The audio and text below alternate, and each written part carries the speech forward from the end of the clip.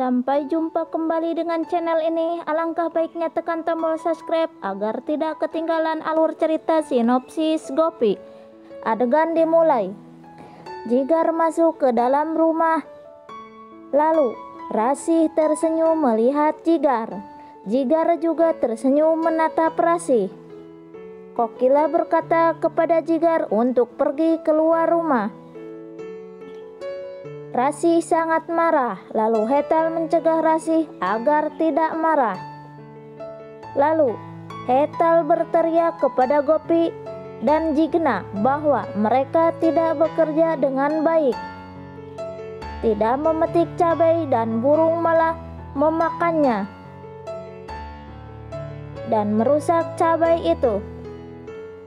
Hetal akan memberi pelajaran dan mengikat Gopi dan Rasih, dan mereka harus kerja sama. Kokila merasa ingat tetapi belum jelas. Gopi melihat Kokila sangat merasa khawatir.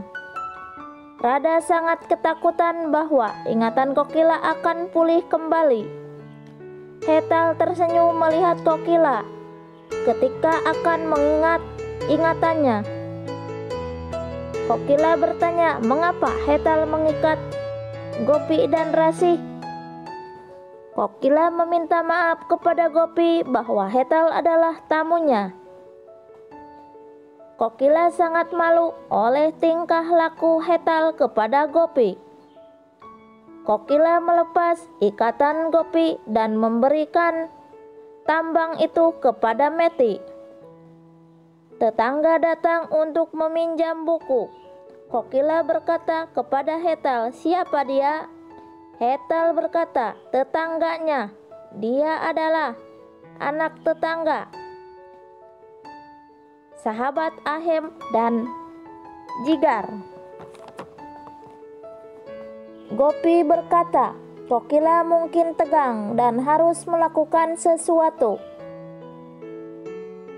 Lalu anak tetangga itu berkata, "Rasih adalah istri Jigar dan si kembar adalah anaknya." Gopi berkata harus mengoleskan minyak ke kepala Kokila. Di sisi lain, Papu masuk rumah dan menangis. Ginjal bertanya kepada Papu, "Kenapa Papu menangis?" Papu berkata, "Dia dijaili teman-temannya." Lalu Hetal dan si nenek merencanakan harus melakukan sesuatu agar ingatan Kokila pulih kembali. Nenek bilang harus mencobanya. Mereka berpikir apa yang harus dilakukan. Selanjutnya, Kokila meminta Gopi untuk membawa minyak panas untuk memijat kepalanya. Si kembar dan Gauri bermain di taman lalu melempar bola dan meminta Gauri untuk membawa bola dan mengambilnya. Sedangkan Gopi memijat Kokila dan meminta Kokila tenang, jangan terlalu berpikir. Lalu Gauri pergi ke sebuah ruangan dan Gauri mengingat ruangan itu tak asing baginya. Gauri mulai mengingat pas dia masuk ke kamar itu. Gauri menangis. Secara bersamaan, polisi datang dan memberitahu kepada Ahem. Pas Kokila kecelakaan, Kokila berkata dengan seorang perempuan dan meminta Ahem untuk memeriksa Kokila. Kokila mendengar kata-kata polisi dan mencoba untuk mengingatnya. Kokila menjadi tegang dan mengantuk. Lalu Gopi meminta kepada Kokila untuk duduk. Ahem berkata tidak bisa membuat Kokila stres. Polisi meminta untuk memanggil Gauri karena Gauri saksi dari kecelakaan Kokila. Tetapi Gauri menangis setelah melihat tempat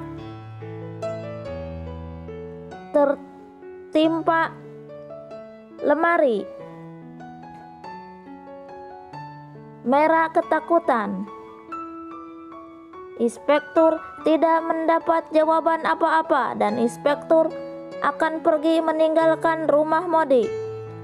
Gopi bertanya kepada Gauri apa yang terjadi. Lalu Gopi memeluk Gauri penuh kasih sayang. Gauri berkata dia pernah datang ke rumah Modi sebelumnya. Radha sangat terkejut dan ketakutan.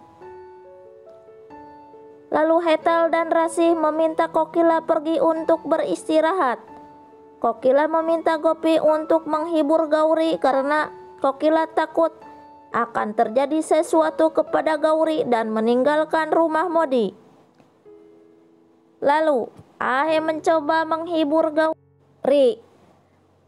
Lalu Ahem membawa Gauri ke kamarnya. Radha sangat takut Gauri mengingat masa lalunya. Ahem membawa Gauri ke kamarnya dan meminta supaya tidak gelisah.